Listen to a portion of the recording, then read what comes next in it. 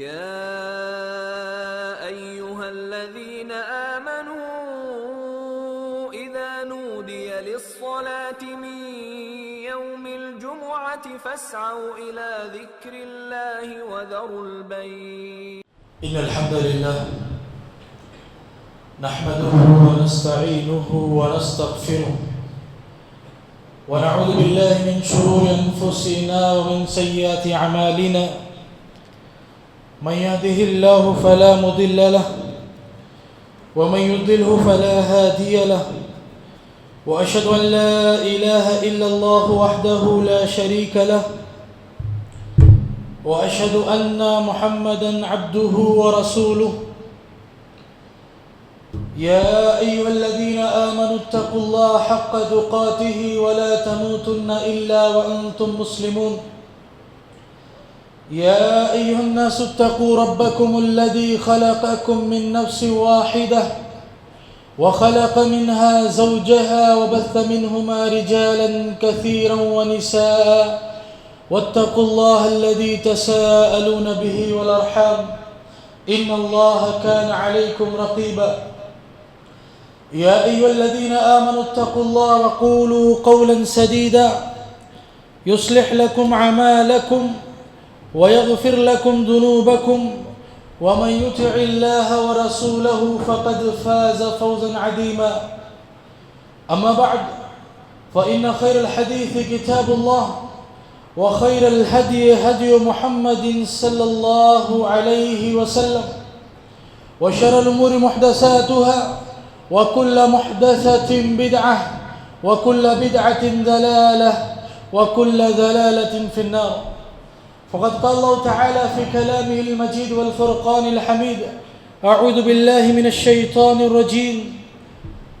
إن الذين يؤذون المؤمنين والمؤمنات بغير ما اكتسبوا فقد احتملوا بهتانا وإثما مبينا. وقال النبي صلى الله عليه وسلم: لا يؤمن أحدكم حتى يحب لأخيه ما يحب لنفسه. حاضرین جمعہ، بزرگوں، نوجوانوں، پردہ نشین مائیں، سب سے پہلے تمام قسم کی تعریفیں، حمد و ثنا، بڑائی، بزرگی اس اللہ وحدہ لا شریک کے لیے لائق اور مناسب ہیں، جو اکیلا تنہا ساری کائنات کا خالق، مالک، پالنہار، مدبر اور رازق. بعدہ درود و سلام کی بارش ہو تمام انبیاء کرام پر، خصوصاً ہمارے آخری نبی جناب محمد الرسول اللہ صلی اللہ علیہ وسلم پر. حضرات، اللہ رب العالمین نے اسلام کی شکل میں جو دین ہمیں دیا ہے، وہ دین ایک کامل اور مکمل دین ہے. دنیا اور آخرت اور ہر طرح کے مسائل میں ہماری رہنمائی کرتا ہے. اس دین کے اندر عقیدہ بھی ہے، عبادتیں بھی ہیں، معاملات کا بیان بھی ہے، اور اخلاق پر بھی زور ہے. پوری زندگی اور زندگی کے ہر معاملے میں ہماری رہنمائی کی گئی ہے. کوئی گوشہ خالی نہیں چھوڑا گیا، زندگی کا کوئی مرحلہ تشنا نہیں رکھا گیا. آپ دیکھیں کہ انسان کی پیدائش سے لے کر انسان کی وفات اور تدفین تک ہر اسٹیپ اور ہر مرحلے کے تعلق سے اسلام کی تعلیمات موجود ہیں. ساتھ ہی ہمیں یہ بھی معلوم ہے کہ ہمارے اوپر اللہ رب العالمین کے کچھ حقوق ہیں اور اللہ کے بندوں کے بھی حقوق ہیں. اللہ کے کچھ حقوق ہیں، اللہ کے حقوق ہیں، اور اللہ کے بندوں کے بھی حقوق ہیں. اور ہم یہ بھی جانتے ہیں کہ صرف اللہ رب العالمین کے حقوق ادا کر دینے سے بندوں کے حقوق ادا نہیں ہوتے. صرف اللہ کے حقوق ادا کر دینے سے بندوں کے حقوق ادا نہیں ہوتے. ہمیں اللہ کے بھی حقوق ادا کرنے ہیں. اللہ کی عبادت کرنی ہے, اللہ کے لیے نمازیں پڑھنی ہے, اللہ کو راضی کرنا ہے, اور اللہ کے بندوں کے ساتھ بھی ہمارا معاملہ اچھا ہونا چاہیے, انصاف پر مبنی ہونا چاہیے. کسی طرح کی زور زبردستی, ایذا رسانی, حق تلفی, ظلم کرنا, دھوکہ دڑی اور بے ایمانی سے کام لینا, کسی کو ستانا, شریعت میں اس کی کوئی گنجائش نہیں ہے. ایک آدمی کتنا بڑا عبادت گزار ہو, روزے اور نماز کا کتنا پابند ہو, لیکن اگر اللہ کے بندوں کے ساتھ اس کے معاملات اچھے نہیں ہیں تو اس کی یہ عبادتیں بیکار ہو جائیں گی. ایک وقت ایسا آئے گا کہ اس کی ساری عبادتیں زیرو ہو جائیں گی, صفر ہو جائیں گی. کس وجہ سے؟ اللہ کی عبادتیں تو کی ہیں مگر اللہ کے بندوں کے ساتھ انصاف نہیں کیا, اللہ کے بندوں کی حقوق کی رعایت نہیں کی ہے. آپ دیکھیں کتنے طریقوں سے ہم ایک دوسرے پر ظلم و زیادتی کرتے ہیں. اللہ کی اور شریعت کی مرضی کی خلاف ورزی کرتے ہیں. لین دین کا معاملہ ہو, خرید فروخت کا معاملہ ہو, تجارت کا معاملہ ہو, آپ دیکھیں کتنے طریقے سے اس میں دھوکہ دڑی اور بے ایمانی ہمارے معاشرے میں رائج ہے. شادی بیاہ کے معاملات ہو, اپنوں سے تعلقات اور صلہ رحمی کا معاملہ ہو, اگر آپ غور کریں تو بڑے افسوس کے ساتھ یہ کہنا پڑتا ہے کہ آج مسلمان ان معاملات میں بہت پیچھے جا چکے, بہت پیچھے جا چکے. کسی کو آگے بڑھتا دیکھ لیں, کسی کو ترقی کرتا دیکھ لیں, کسی کا کاروبار ترقی کر رہا ہے, کوئی تعلیم کے میدان میں آگے بڑھ رہا ہے, کسی کو کوئی عہدہ مل رہا ہے, کسی طرح کی بھی خوشی ہو, سکھ ہو, اگر کسی کو سکھ مل رہا ہے, کوئی ترقی کر رہا ہے, تو اب بہت سے لوگوں کے دلوں میں خلبلی مچ جاتی ہے. کہہ رہے وہ کیسے ترقی کر رہا ہے, وہ کیسے آگے بڑھ رہا ہے, اس کا بزنس, اس کا کاروبار کیسے ترقی کر رہا ہے, اس کو عہدہ کیسے مل رہا ہے, ایسے کیسے وہ آگے بڑھ جائے گا, جبکہ اس نے اس کا کچھ نہیں بگاڑا. جو آدمی ترقی کر رہا ہے اس نے اس کا کچھ نہیں بگاڑا, مگر پھر بھی جیسے وہ ترقی کرتا ہے اس آدمی کی صحت خراب ہوتی رہتی. جلن, حسد, کینہ, بغض, عداوت, دشمنی میں وہ بڑھتے رہتا ہے اور پوری کوشش کرتا ہے کہ کسی بھی طریقے سے جو آدمی ترقی کر رہا ہے, جو آدمی آگے بڑھ رہا ہے, جس آدمی کو کامیابی مل رہی ہے, پوری کوشش کرتا ہے کہ اس کو کسی بھی طرح سے ڈاؤن کرنا ہے. وہ کتنا کامیاب ہوتا ہے, کتنا کامیاب نہیں ہوتا, وہ ایک الگ مسئلہ ہے, لیکن اسی کوشش میں پریشان رہتا ہے, تڑپتا رہتا ہے, ہمیشہ اسی میں لگا رہتا ہے. تو یہ ہمارے معاشرے کا یہ حال ہے, یہ ہمارے معاشرے کی حقیقت ہے. جبکہ ہمارے دین کی تعلیم کیا ہے کہ ایک دوسرے کے لیے خیرخواہ بنو, ایک دوسرے کا بھلا چاہنے والا بنو, ایک دوسروں کے لیے آسانی پیدا کرنے والا بنو. یہ ہماری شریعت کی تعلیم ہے اور ہمارا معاملہ اس کے برعکس ہے, اس سے الٹا ہے. لین دین اور خرید فروخت کا معاملہ دیکھیں آپ کہ اگر ہمیں کسی کے بارے میں معلوم پڑ جائے کہ فلاں آدمی فلاں چیز خریدنے والا ہے, فلاں آدمی فلاں پراپرٹی فلاں جائیداد فلاں بائک فلاں گاڑی یا فلاں چیز خریدنے والا ہے، اگر ہمیں کسی کے بارے میں پتہ چل جائے، پتہ لگنا چاہیے، ہم آگے بڑھ کر اس کی ڈیل کو خراب کرنے کی پوری کوشش کرتے ہیں۔ بس ہمیں پتہ لگ جائے کہ کوئی سامان خرید رہا ہے، آگے بڑھیں گے، دام بڑھا کر، پیسے بڑھا کر، ہیلے بہانے کر کر، دھوکہ دڑی اور بےایمانی کر کے ہماری ایک کوشش ہوتی ہے کہ وہ اس چیز کو لے نہ پائے۔ فلاں بھائی ہمارا زمین خرید رہا ہے نا، تو وہ کیسے زمین خریدے گا، وہ کیوں ترقی کرے گا؟ اس کی یہ ڈیل مکمل ہونے نہیں دینا ہے۔ یہ ہمارے معاشرے اور سماج کا عام رویہ ہے۔ کوئی چیز ہو، زمین ہو، جائیداد ہو، بائک ہو، موبائل ہو، کوئی چیز ہو، ہم اپنے سکھ میں خوش نہیں ہیں، اپنے دکھ میں پریشان نہیں ہیں، ہم دوسرے کے سکھ سے پریشان ہیں، دوسرے کی ترقی سے پریشان ہیں، دوسرے کی کامیابی سے پریشان ہیں۔ یہ ہمارا حال ہے، یہ ہمارے معاشرے کا حال ہے۔ جبکہ اللہ کے نبی صلی اللہ علیہ وسلم نے کیا کہا؟ اسلام کی تعلیمات دیکھیں، جذبات کا خیال شریعت کس طرح رکھتی ہے۔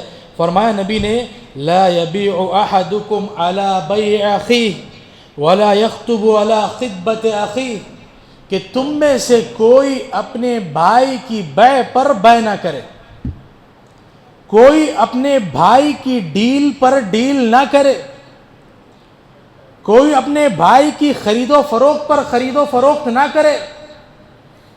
مطلب کیا ہے کہ دو لوگ سامان خرید رہے ہیں، ایک بیچ رہا ہے، خرید رہا ہے، کوئی دوسرا بھائی ہمارا سامان خرید رہا ہے، ڈیل کر رہا ہے، اور سامان خریدنے میں وہ آگے بڑھ چکا ہے۔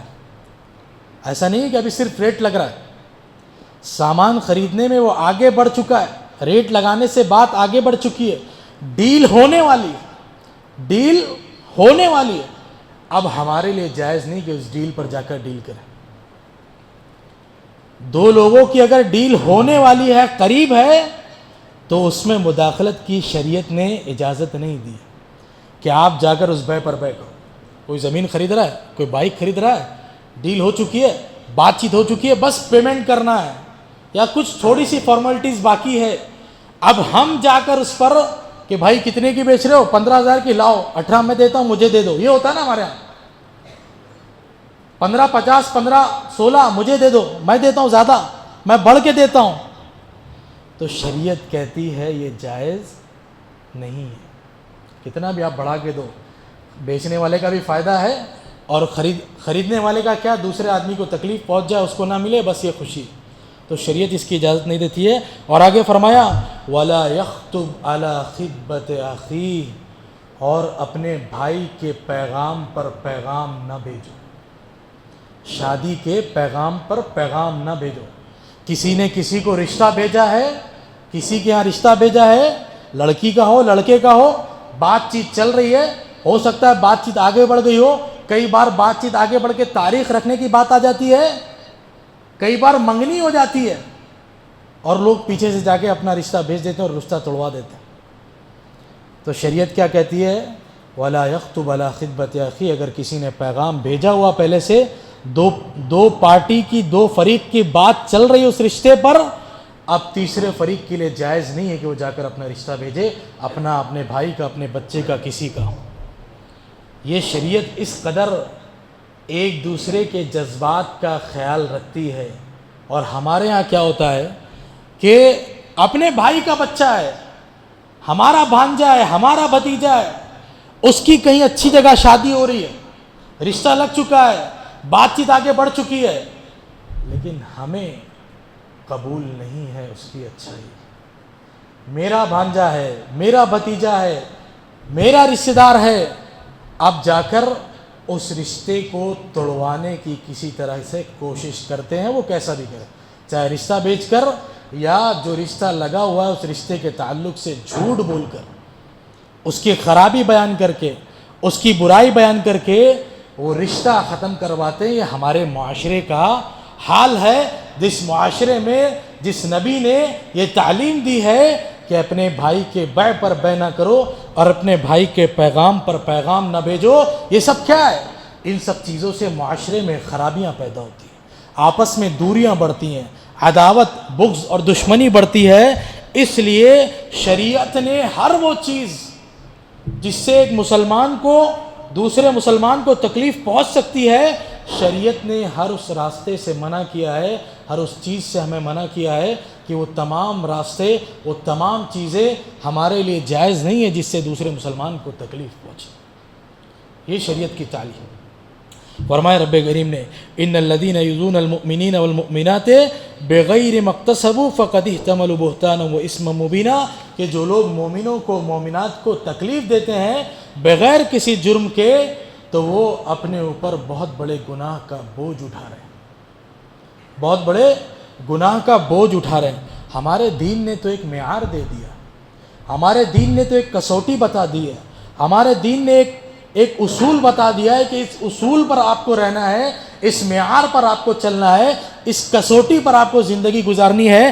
کیا کہا؟ فرمایا نبی کریم صلی اللہ علیہ وسلم نے, ابھی آئی لو محمد چل رہا ہے نا, اور میں سمجھتا ہوں کہ کوئی مسلمان ایسا نہیں ہے جو اسٹیٹس نہ لگایا ہو, نہ لگانا مناسب سمجھتا ہو. تو آئی لو محمد, حقیقت میں آئی لو محمد کو جب ہم عمل کریں گے تب وہ آئی لو محمد کا حق ادا ہوگا. اسٹیٹس لگا کر وائی فائی اور نیٹ کی ایم بی ختم کرنے سے حق ادا نہیں ہوگا آئی لو محمد کا. جب عمل کریں گے, عملی جامہ پہنائیں گے. اور ایسا نہیں ہے کہ نماز میں آئے, اہل حدیث ہیں, سنت کے مطابق نماز پڑھ رہے ہیں, نماز پڑھ لیے سنت کے مطابق مسجد کے اندر, بس کام ہو گیا. ادخلوا فی السلم کافہ, زندگی کے ہر مرحلے, ہر اسٹیپ اور ہر معاملے میں جب قرآن و سنت پر عمل کریں گے تب سچے اہل حدیث بنیں گے. دعووں سے کام نہیں چلے گا. تو پیمانہ دیکھ لیجئے شریعت نے کیا دیا. فرمایا لا یؤمن احدکم حتی یحب لاخیہ ما یحب لنفسہ, کہ تم میں کوئی مومن نہیں ہو سکتا اس وقت تک جب تک کہ اپنے بھائی کے لیے وہی چیز پسند کرے جو اپنے لیے پسند کرتا ہو. یہ معیار لے کر, یہ حدیث لے کر آپ نکل جائیں اگر آج مسجد سے, اور اسی پر عمل کر لیں زندگی بھر, معاشرے میں بھلائی بھلائی نظر آئے گی. معاشرے میں بھلائی بھلائی نظر آئے گی. کیا کہا نبی نے کہ اپنے بھائی کے لیے وہی پسند کرو جو اپنے لیے پسند کرتے ہو. اب بتائیے مجھے, کہ ہم میں سے کوئی بات پسند کرتا ہے کہ ہم کہیں پر کوئی سامان خرید رہے ہوں, کوئی ڈیل کر رہے ہوں, اور تیسرا آ کر اس ڈیل کو خراب کر دے, کوئی زیادہ پیسے دے کر اس ڈیل کو مکمل کر لے. کوئی سامان میں خرید رہا ہوں, کوئی تجارت میں کر رہا ہوں, اور میں یہ بات پسند کرتا ہوں کہ کوئی تیسرا آ کر اس تجارت کو زیادہ پیسے دے کر یا بےمانی یا دھوکے کر کے ختم کر لے. نہیں پسند کرتا نا اپنے لیے, ہم اپنے لیے نہیں پسند کرتے نا چیزیں. تو سوچئے, دل پر ہاتھ رکھیے اور بتائیے دوسروں کے لیے کیسے پسند کرتے ہیں. ایمان کا تقاضا ہے کہ وہی چیز اپنے لیے, اپنے بھائی کے لیے پسند کرے جو اپنے لیے پسند کرے. کیا ہم یہ پسند کرتے ہیں کہ ہمارا کہیں رشتہ لگ رہا ہو اور اتفاق سے اچھا رشتہ ہو تو کوئی یہ پسند کرے گا کہ کوئی آ کر میرے رشتے پر رشتہ بھیج دے اور میرے لگے ہوئے رشتے کو توڑوا دے, میری شادی کی ڈیٹ رکھی ہوئی شادی کو توڑوا دے؟ کوئی اپنے لیے پسند نہیں کرتا. بیوقوف سے بیوقوف انسان بھی یہ کہے گا کہ میں اس بات کو اپنے لیے پسند نہیں کرتا. لیکن آپ سوچئے کہ دوسروں کے لیے ہم یہ چیزیں کیسے پسند کرتے ہیں. تو یہ معیار ہے شریعت کی, ایک کسوٹی ہے شریعت کی کہ دوسروں کے لیے وہی پسند کرو, اپنے بھائی کے لیے وہی پسند کرو جو اپنے لیے پسند کرتے ہو. اور ایمان مکمل نہیں ہوگا جب تک کہ یہ عقیدہ اور یہ ایمان اور یہ عمل ہمارا نہیں ہوگا کہ ہم دوسروں کے لیے وہی پسند کریں جو اپنے لیے پسند کریں.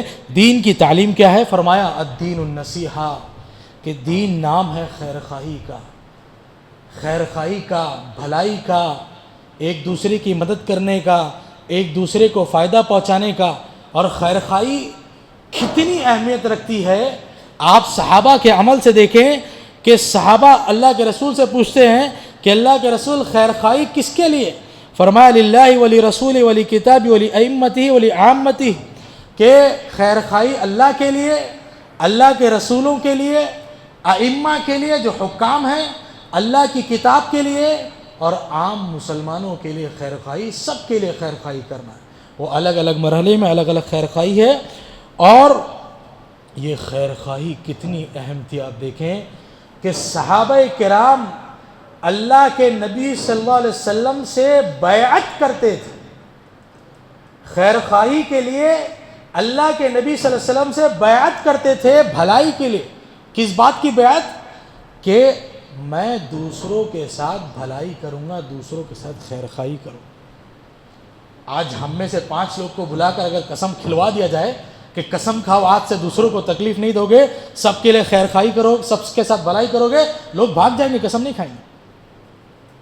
اور صحابہ کیا کرتے تھے کہ اللہ کے نبی کے پاس بیعت کرتے تھے, عہد کرتے تھے, ایگریمنٹ کرتے تھے کہ ہم تمام مسلمانوں کے ساتھ خیر خواہی کریں گے, بھلائی کریں گے, دوسروں کے لیے نفع بخش بنیں گے.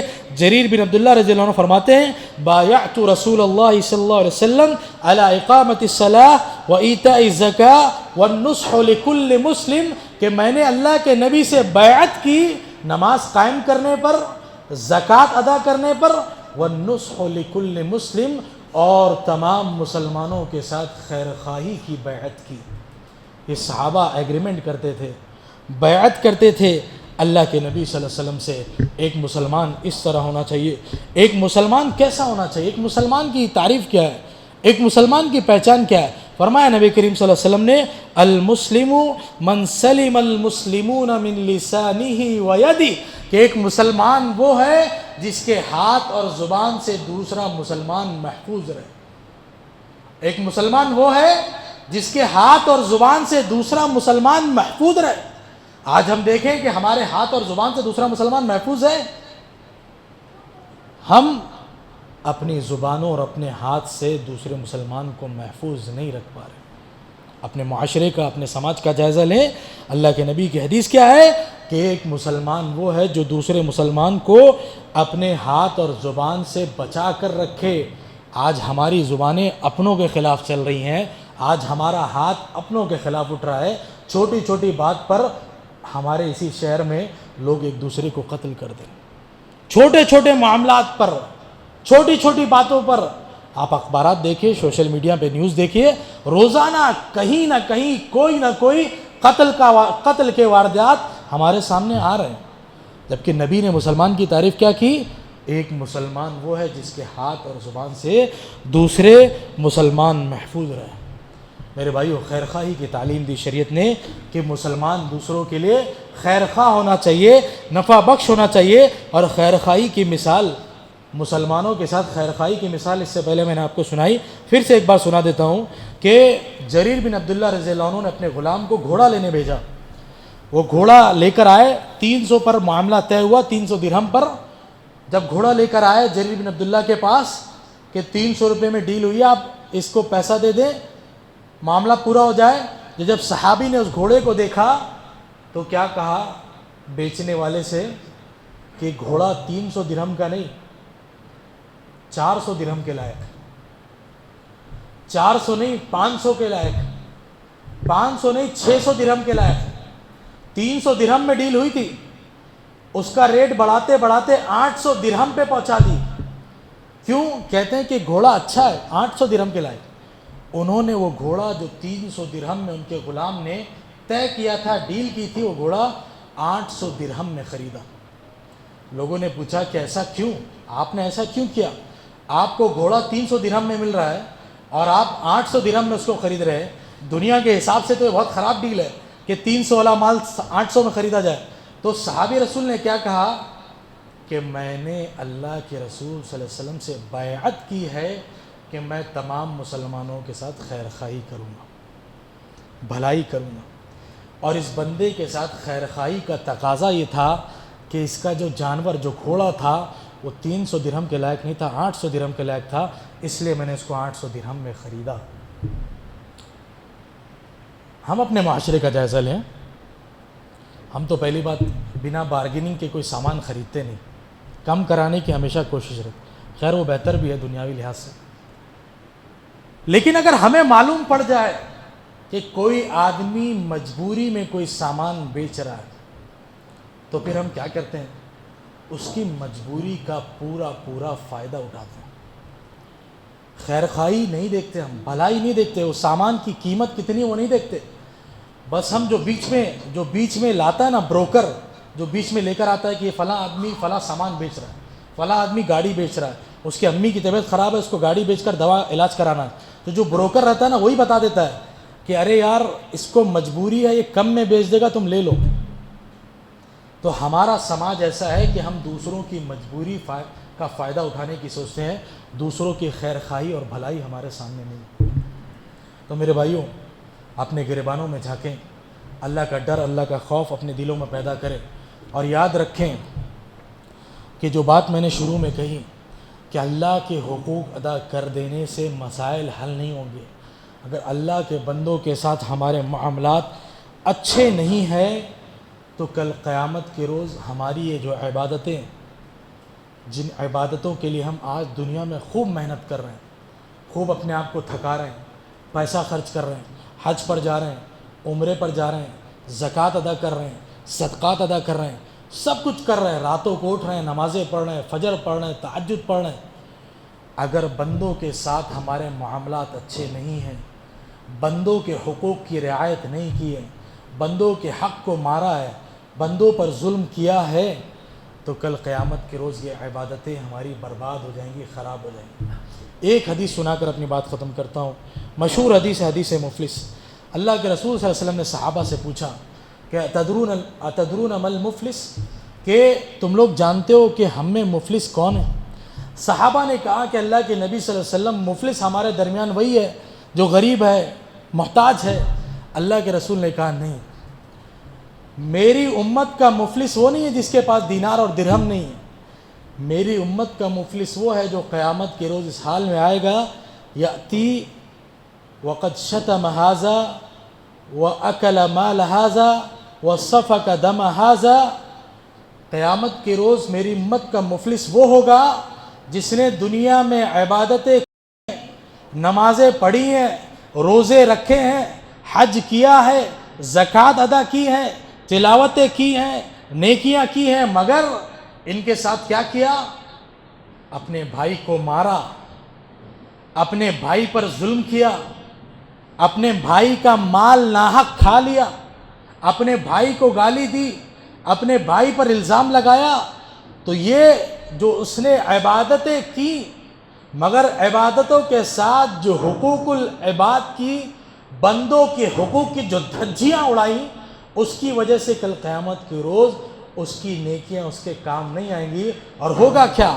اللہ کے سامنے بندے کھڑے ہیں کہ اللہ مجھے اس سے انصاف دلوائیے، اس نے دنیا میں مجھ پر ظلم کیا، دنیا میں میرا حق کھایا، دنیا میں مجھے مارا. اللہ رب العالمین بندوں کو انصاف دلوائے گا.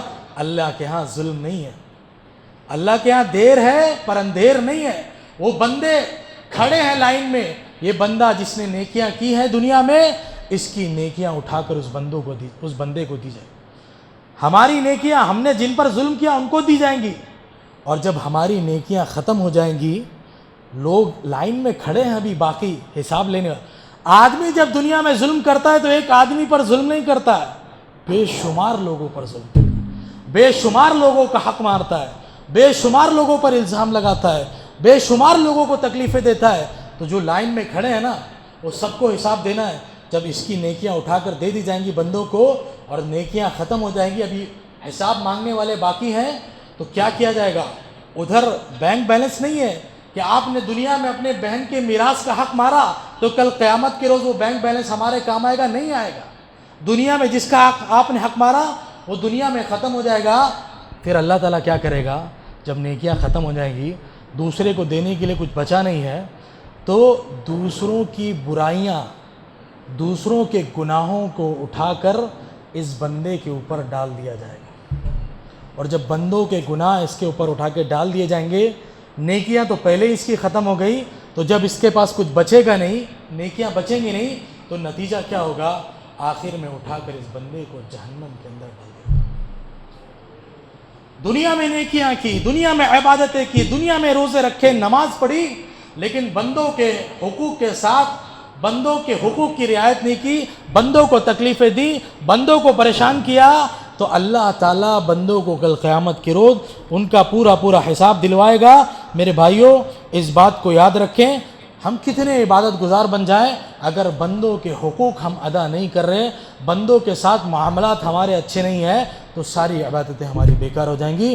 ہمیں کوشش کرنا چاہیے کہ ہم دوسروں کو تکلیف نہ پہنچائیں، دوسروں کے لیے پریشانی کا سبب نہ بنے، دوسروں کے لیے مصیبت نہ بنے، اور شریعت تو یہ کہتی ہے کہ ہم دوسروں کے لیے نفع بخش کریں۔ تو دنیا میں دوسروں کی تکلیف کو دور کرے گا، اللہ قیامت کے روز اس کی تکلیفوں کو دور کرے گا۔ اللہ کے نبی فرماتے ہیں کہ تمہیں چاہیے کہ تم دوسروں کے لیے نفع بخش بنو، اور کم سے کم اگر ہم دوسروں کے لیے نفع بخش نہیں بن سکتے، ہم اپنی ذات سے دوسروں کو فائدہ نہیں پہنچا سکتے، دوسروں کی بھلائی ہم نہیں کر سکتے، تو کم از کم اپنی ذات سے ہم دوسروں کو تکلیف نہ پہنچائیں۔ ہم کچھ نہیں کرنا ہے، بھلائی مت کرو دوسروں کی، کم سے کم اپنی ذات سے دوسروں کو تکلیف نہ پہنچائیں۔ اللہ رب العالمین سے دعا ہے کہ اللہ تو ہمیں کہنے اور سننے سے زیادہ عمل کرنے کی توفیق عطا فرما۔ اللہ تو حقوق اللہ کے ساتھ ساتھ حقوق العباد کو بھی کما حق ادا کرنے کی توفیق عطا فرما۔ اللہ تعالیٰ ہمیں جو لوگ بیمار ان کی بیماری کو دور فرما دے، ہمیں جو لوگ پریشان ان کی پریشانی کو دور فرما دے، ہمیں جو لوگ قرض دار ان کے قرض کی ادائیگی کروا دے، ہمیں جو لوگ بے روزگار ان کے روزگار کے مسائل حل کروا دے، اور دنیا میں جہاں بھی مسلمان پریشان ہیں ان کی پریشانیوں کو دور فرما دے۔ غزہ اور فلسطین کے مسلمانوں کے اللہ تعالیٰ تو غیبی مدد فرما۔ تقریباً 2 سال، آج سپتمبر 25-26 ہے، 7 اکتوبر 2 سال پہلے ہوا تھا وہ معاملہ، اور تب سے آج تک وہاں ظلم و زیادتی چل رہی ہے۔ اللہ جو لوگ بھی ظلم اور زیادتی میں شریک ہیں، اللہ تعالیٰ تو سب کو تباہ و برباد کر دے۔ آمین۔ وآخر دعوانا الحمدللہ رب العالمین۔